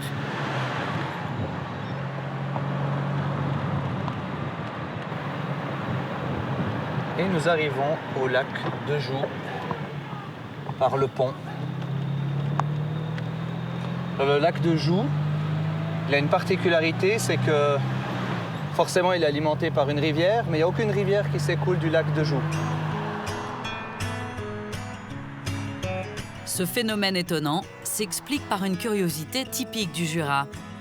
Des sous-sols calcaires où s'infiltrent ici les eaux du lac, du côté de la commune de Le Pont.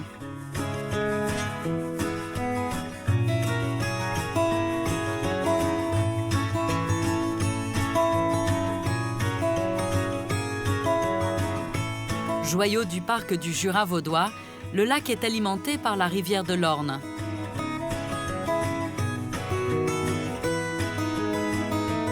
Elle déploie ses méandres dans la vallée de Joux.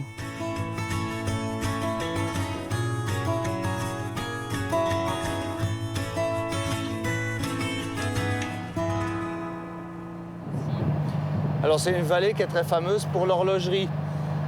Donc au départ, c'était des protestants français qui ont dû fuir. Les catholiques français sont installés dans la région du Jura, notamment dans la vallée de Joux. La vallée est ainsi devenue le berceau de l'horlogerie suisse.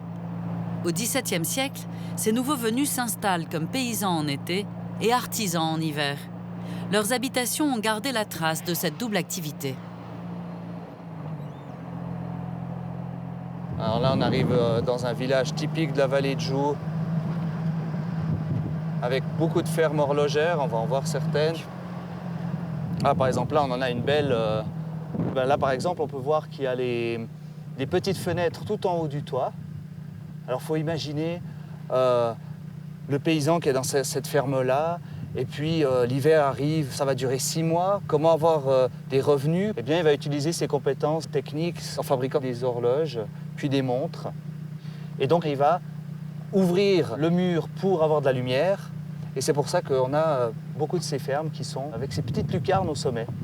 Et toujours de la tôle sur le côté pour protéger du vent froid. Parce que là, on a le vent qui s'engouffre dans la vallée, il fait très très froid l'hiver.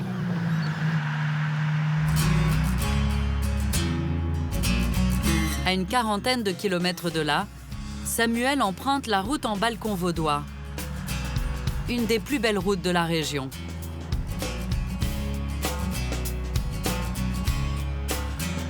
Elle déroule ses lacets au-dessus du lac de Neuchâtel.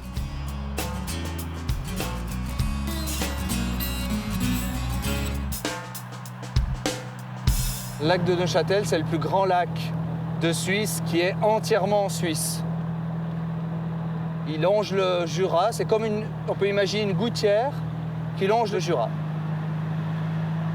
La route qu'on appelle le balcon vaudois, elle est assez géniale, elle monte en zigzag au sommet de la crête du Jura. Et au fur et à mesure qu'on monte, on voit le plateau qui se dégage, les Alpes aussi, l'autre côté. Alors en Suisse, on a 3 régions naturelles, les Alpes, le plateau et le Jura. Donc le plateau représente 30% de la Suisse, le Jura 10% et les Alpes 60%. Et les 10% du Jura sont un peu oubliés. Et pourtant, c'est vraiment magnifique. C'est authentique.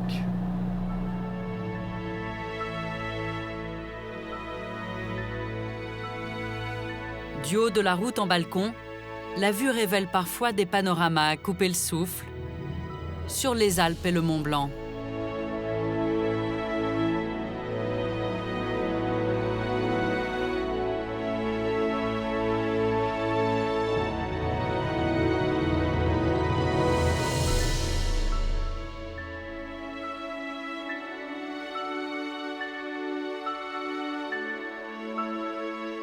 En poursuivant la montée, on arrive au sommet des hautes crêtes du Jura. Ici, des fermes d'alpage sont parsemées le long de routes désertes. Alors là, on est au-dessus d'une montagne du Jura. Donc au-dessus, c'est plat. Là, on est à 1200 mètres. C'est les alpages. Et là, on a aussi quelque chose de typiquement qu'on trouve à plusieurs endroits de Suisse et beaucoup de fois dans le Jura. C'est ces blocs en béton qui ont été mis en l'entre-deux-guerres pour empêcher les tanks allemands de venir. Donc on les appelle des Toblerone parce qu'ils font penser au chocolat, ou alors ils ont appelé le chocolat comme ça parce que ça on ne sait pas. Parallèlement à son activité de guide, Samuel anime des cours de photographie. Il emmène alors ses élèves découvrir des lieux spectaculaires du Jura suisse. Dernière étape du parcours. Alors là, on arrive au creux du vent. Juste un lieu incroyable. Alors, le creux du vent, c'est une curiosité naturelle du Jura.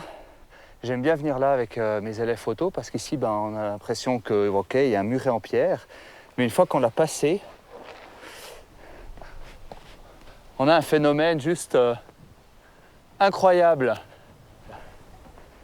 avec un cirque de falaises de plusieurs centaines de mètres, une réserve naturelle. Et là, on a du ciel juste génial. Donc, on va essayer de voir si on peut faire quelque chose de sympa. La roche, elle est toute rose là-bas. Ce cirque vertigineux déroule un impressionnant amphithéâtre de plus d'1 kilomètre de diamètre, creusé par la glace et l'eau au fil des millénaires. Le creux du vent est classé depuis 1876 réserve naturelle.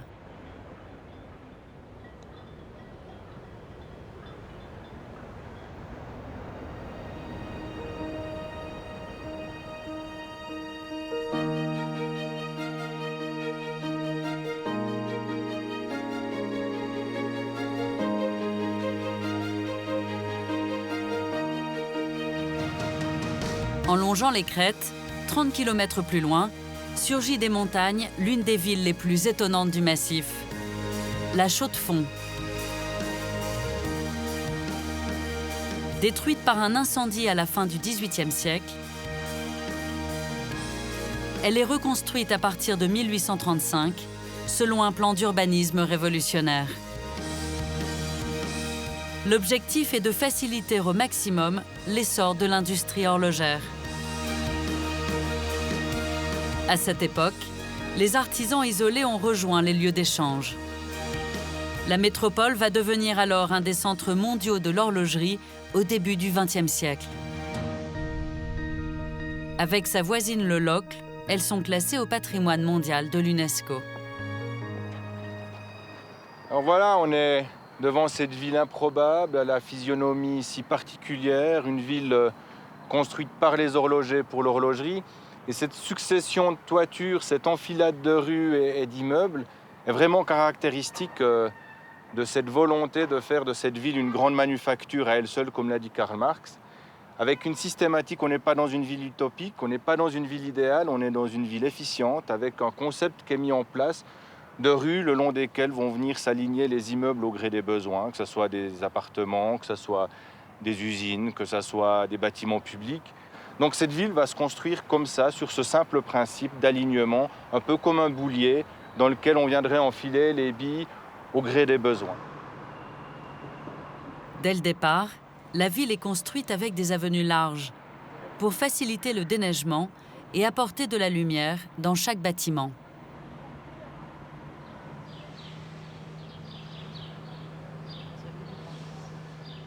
Le maître mot dans l'architecture horlogère, c'est la mixité d'usage.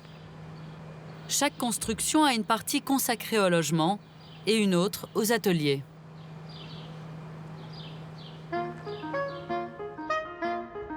À l'origine, les artisans sont indépendants. Chacun fabrique une partie du mécanisme à domicile.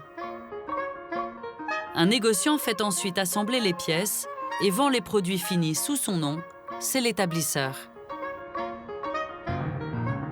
Puis au début du XXe siècle, avec la mécanisation, des manufactures s'installent.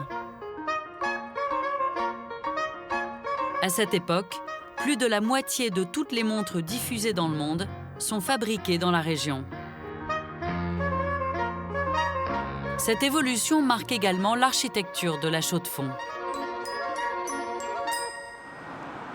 Comme sur cette usine construite à la fin du XIXe siècle, flanquée de chaque côté des logements de fonction.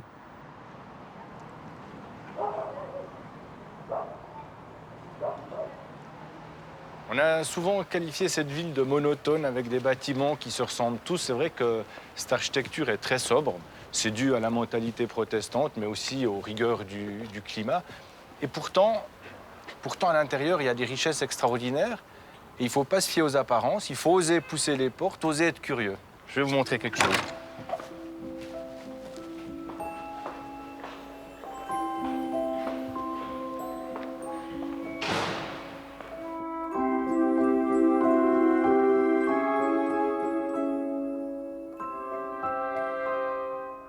À l'origine un manège à chevaux, ce bâtiment est transformé en 1860 pour créer des appartements ouvriers sur 5 niveaux. En 1902, il est redécoré dans ce style Art Nouveau. On est dans un immeuble vraiment exceptionnel. Il faut s'imaginer, 1850, on construit un grand manège pour les chevaux. L'opération fait fiasco, le bâtiment est vendu aux enchères, et là, un entrepreneur rachète et dans cet immense volume va construire une sorte de palais ouvrier, une sorte d'utopie sociale où vont être accueillies des familles plutôt pauvres, des ateliers d'horlogerie. On est toujours dans cette symbiose entre atelier et habitation. Et ça va créer une sorte de petit quartier, plus de 200 personnes ici vivaient, dans des conditions qui étaient très satisfaisantes compte tenu de leur situation sociale. On voit le soin que cet entrepreneur a mis non seulement dans la construction, mais dans le soin esthétique pour édifier les ouvriers. Voilà un exemple exceptionnel, un palais social.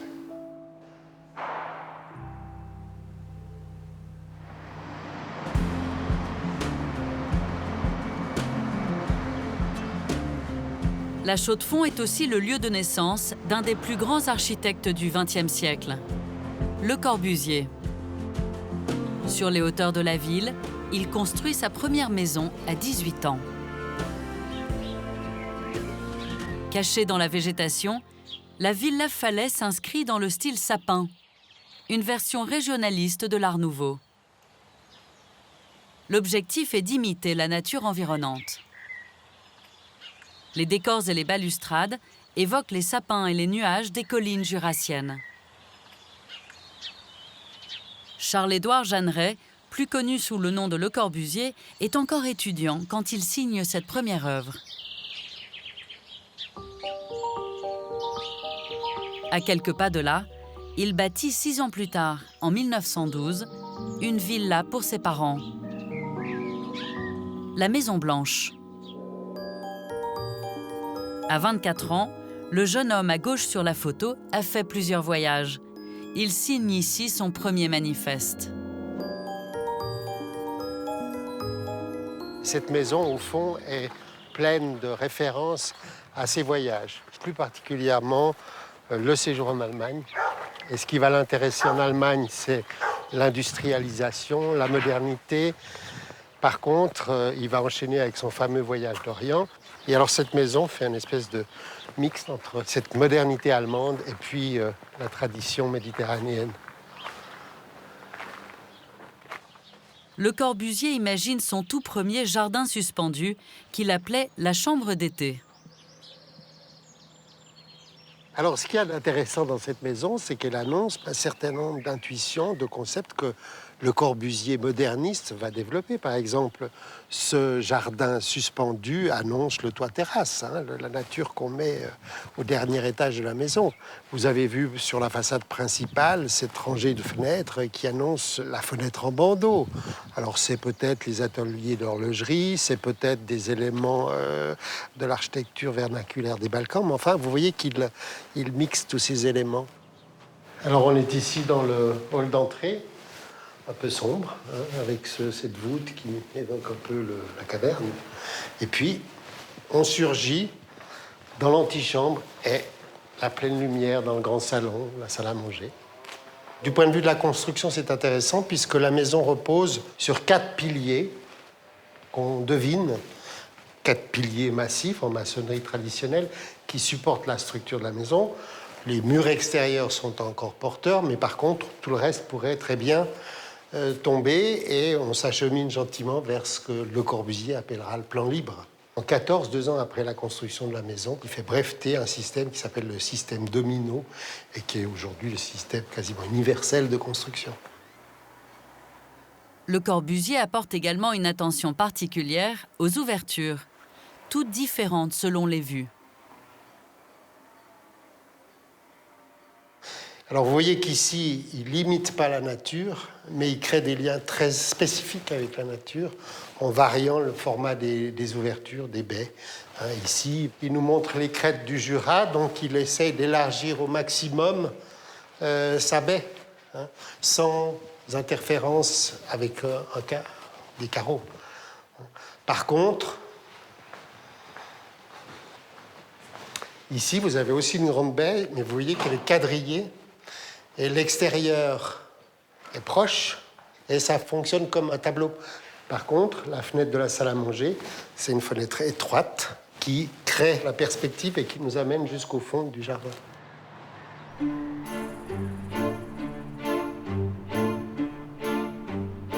Mais son tout premier chef-d'œuvre, c'est en ville qu'il le construit pour un grand patron horloger.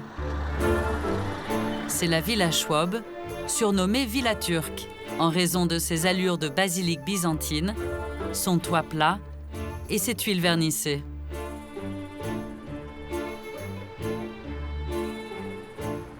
Edmond Charrière nous en ouvre exceptionnellement les portes. Le Corbusier construit cette maison en 1916, 4 ans après la Maison Blanche, dont il reprend les principes. Quand Anatole Schwab souhaitait faire construire sa maison, il est allé visiter la Maison Blanche et il a dit à Jeanneret, faites-moi quelque chose de proche, mais évidemment beaucoup plus développé. Anatole Schwab étant un riche industriel. Comme dans la Maison Blanche, des espaces plus intimes alternent avec d'autres, ouverts sur le jardin. On retrouve également les différentes formes de fenêtres en bandeaux, à carreaux ou offrant des perspectives sur l'extérieur. Mais ici, Le Corbusier, pour la première fois, imagine un salon à 2 niveaux, qui sera une de ses signatures dans toutes ses maisons.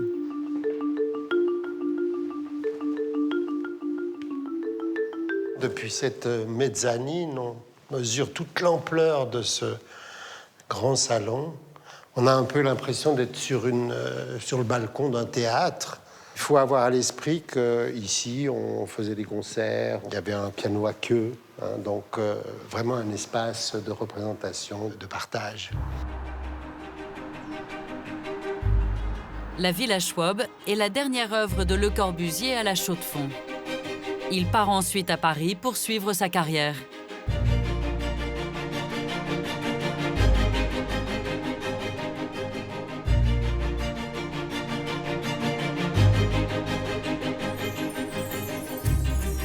De l'autre côté de la crête s'étendent les 3 lacs du Jura suisse, tous d'origine glaciaire.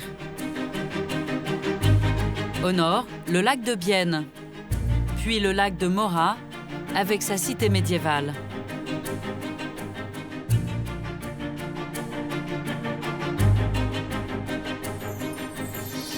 Enfin, le lac de Neuchâtel, qui s'étend sur 40 km de long au pied du Jura.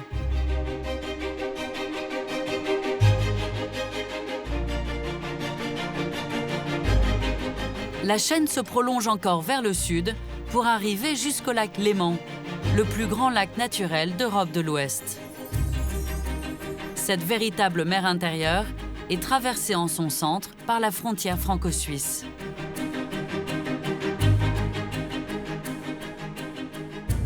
Ces pentes exposées au soleil ont poussé les hommes à s'y installer depuis toujours.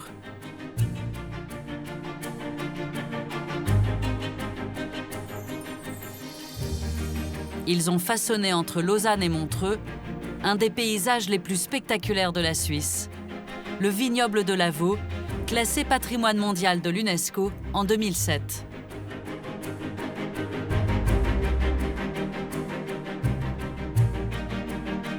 Au XIe siècle, des moines aménagent ces pentes pour développer le vignoble. Ils construisent des kilomètres de murets.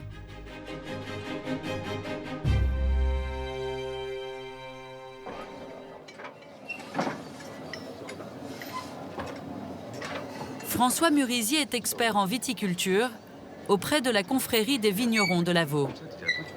Depuis le Moyen Âge, elle veille à la qualité de la culture du vignoble. Pour faire durer un vignoble comme ça, qui est quand même très difficile à travailler, ça coûte très cher. Donc on aura tendance à diminuer les soins à la vigne pour pouvoir s'en sortir. Donc il y a ce souci de la confrérie et des propriétaires pour dire on assure la durabilité grâce à une conduite bien faite de la vigne. François et un vigneron viennent aujourd'hui contrôler des parcelles. Ils vérifient l'entretien des sols et la santé de la vigne pour s'assurer que l'exploitant travaille correctement. Les premières fois, je pense que c'est un feuille un peu déformée, mais la coloration de feuillage qui est bien, l'emplacement a été fait. Donc je pense que ça c'est 6. Ces visites 3 fois par année, c'est pour assurer le propriétaire, ici la ville de Lausanne, qui va recevoir le résultat dans les jours à venir. Il regarde les notes, il dit « Ouh là là, j'ai un problème avec mon vigneron, cette année je ne sais pas ce qu'il a eu, il n'a pas travaillé correctement ». Ou bien il est très content, donc on peut être garanti que la récolte sera bonne et qu'on va conduire le millésime correctement. C'est extraordinaire de voir qu'à l'époque, on organisait quasiment une petite procession avec tambour, drapeau, pour aller montrer à toute la population qu'il y avait des vignes mal travaillées. Aujourd'hui, on est plus positif, on va faire des fêtes pour primer les meilleurs. Cette pratique de la confrérie permet de préserver ce vignoble au microclimat exceptionnel. On parle facilement ici des 3 soleils, celui qui nous arrive directement sur le sol, celui qui est réfléchi du lac, parce qu'il y a une lumière qui nous arrive, et puis alors l'absorption des rayons solaires sur les murs. Cette chaleur va être redonnée à la vigne durant la nuit, donc cette idée des 3 soleils, qui est un joli terme pour qualifier ce vignoble aux 3 soleils. Passionné par l'histoire des vignobles de Lavaux, François a créé ici un lieu unique au monde. Un conservatoire qui rassemble les 19 variétés du célèbre chasselas, car c'est sans doute sur ces pentes que ce raisin blanc est né il y a plusieurs millénaires. Il a constitué cette remarquable collection pour préserver des variétés menacées par la recherche de rendement. On a fait l'erreur peut-être d'aller vraiment vers la sélection idéale pour tous. Aujourd'hui, on revient en arrière, on se dit on a perdu de la diversité, donc on va pouvoir proposer aux pépiniéristes et aux vignerons des types qui ont été abandonnés et dont les gens parlent encore. Partenaire du projet, Louis-Philippe Bovard est la 10e génération de sa famille à exploiter ces terres. Il s'est intéressé à ces variétés qui, au fil du temps, se sont répandues en Allemagne et en France. Parmi elles, le raisin Rose Royale a connu un destin très particulier. L'itinéraire de ce chasse-là est intéressant, c'est qu'il est parti vraisemblablement de Suisse en ayant un nom de cépage qu'on lui donnait alors. Il s'est arrêté dans le village de Chasselas dans le Mâconnais, et du Mâconnais, il est allé à la cour du roi de France de Louis XV vers 1530, d'après les papiers qu'on a. Où ils l'ont appelé Chasselas parce qu'il venait du village Chasselas. Voilà. Comme souvent, les cépages prennent le nom soit de la personne qui l'a amené ou de l'endroit d'où il vient. La journée se termine par un rituel, la dégustation avec vue sur le lac. Ce vin blanc est issu d'un raisin qui a failli disparaître, le Chasselas bois rouge. Moi, j'aime bien ces arômes. Moi aussi. Le dessin, c'est celui qu'on pour moi, trouve le plus intéressant. Le plus intéressant. Alors qu'il a disparu du vignoble, donc on se dit quand même qu'on le garde. Ben voilà. C'est dans son cabanon, appelé ici une capite, que Louis-Philippe a invité François, un abri pour les vignerons au milieu des vignes. Plutôt que de transporter les outils, ils les mettaient dans leur capite. Mais après, c'était aussi l'endroit où ils se retrouvaient quand ils ne voulaient pas rentrer chez eux. Il y a d'ailleurs une règle intéressante. On dit à partir de quand on peut commencer à boire un verre? Il faut quand même qu'on soit sobre. Oui. Et il y a un bateau qui passe autour des 11 heures, voilà. Le premier bateau du matin. Et c'est le signe que tous les vignerons disent « Ah, le bateau a passé, on peut boire un verre ». Tout le monde connaît qu'est-ce que ça veut dire.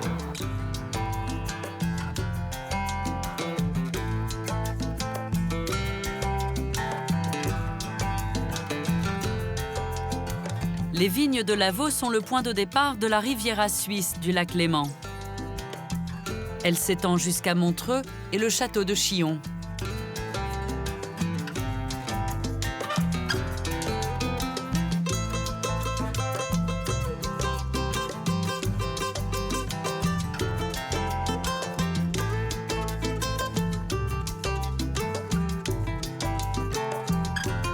Sur les hauteurs des Préalpes, des palaces sont construits à partir de la fin du XIXe siècle. C'est à l'époque la destination de choix des personnalités de toute l'Europe. C'est sur la route du littoral que nous retrouvons Samuel Collot. Il parcourt la Riviera, l'un de ses itinéraires favoris. Alors il faut imaginer que dans les années 20, Montreux c'était des grands hôtels éparpillés avec des prairies entre deux. Et petit à petit, la ville s'est construite autour de ces grands hôtels. Tout au long de la Riviera, des routes permettent de découvrir des points de vue spectaculaires sur le lac, les Alpes et le Jura. Jean-Jacques Rousseau choisit ce décor de rêve pour son roman La Nouvelle Héloïse.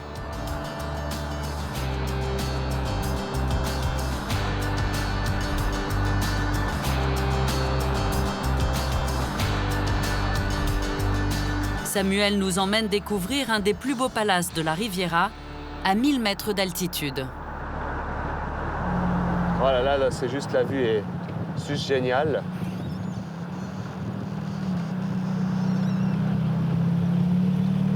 Là, on passe sous la ligne de chemin de fer à Crémaillère. Le Copalace ouvre ses portes en 1902. À l'époque, c'est le plus grand et le plus luxueux du pays. Aujourd'hui, il accueille une école hôtelière de renommée internationale. C'est mon hôtel préféré de la région. On est à 1000 mètres d'altitude. Donc déjà, avoir construit à cette altitude-là, il n'y avait pas la voie de chemin de fer. Ils ont construit en 2 ans. Ils ont fait une terrasse de 400 mètres de long pour offrir à la jet set une promenade. Le bâtiment fait 7 étages de haut. Avec toutes ces décorations de la Belle Époque, sont juste magnifiques. La construction du palace commence avec sa terrasse panoramique. Car les visiteurs montent jusqu'ici pour profiter de l'incroyable vue sur le lac et les montagnes et de l'air pur de l'altitude. Avec ses tours et ses mâchicoulis, ses tuiles vernissées, l'hôtel évoque des châteaux de contes de fées.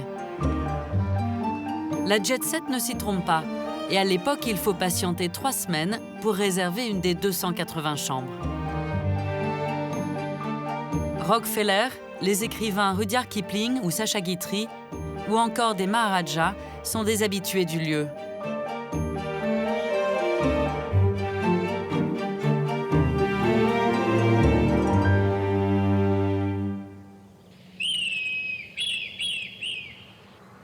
Juste au-dessus de l'hôtel, nous retrouvons Samuel. Il est monté jusqu'ici car ce sommet est un haut lieu de parapente, son sport favori. Alors là, on est sur l'alpage de Sanchot, décollage parapente, 1400 mètres, au-dessus de la Riviera de Montreux. Et puis, c'est là qu'on a une vue sur les Alpes d'un côté, puis le Jura de l'autre.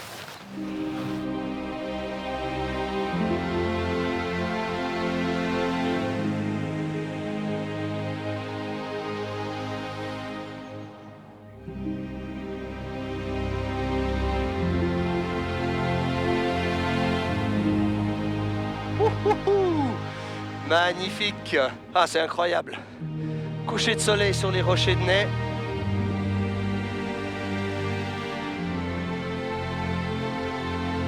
Un petit vol en fin de soirée, c'est trop bon.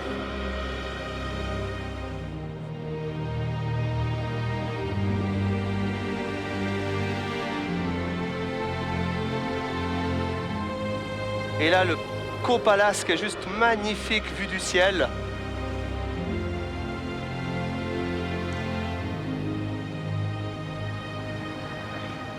Voilà le château de Chillon là en dessous, tout ovale.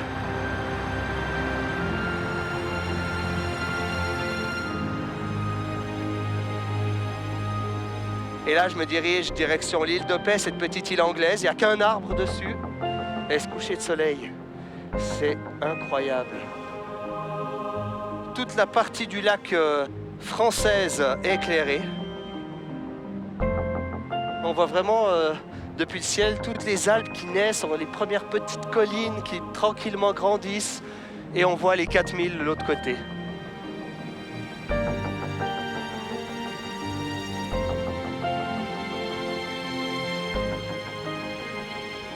Ah ça y est, je vois le Jura un petit peu au loin, on voit les crêtes du Jura, le Mont Tendre, le plus haut sommet de Suisse. Quelle région!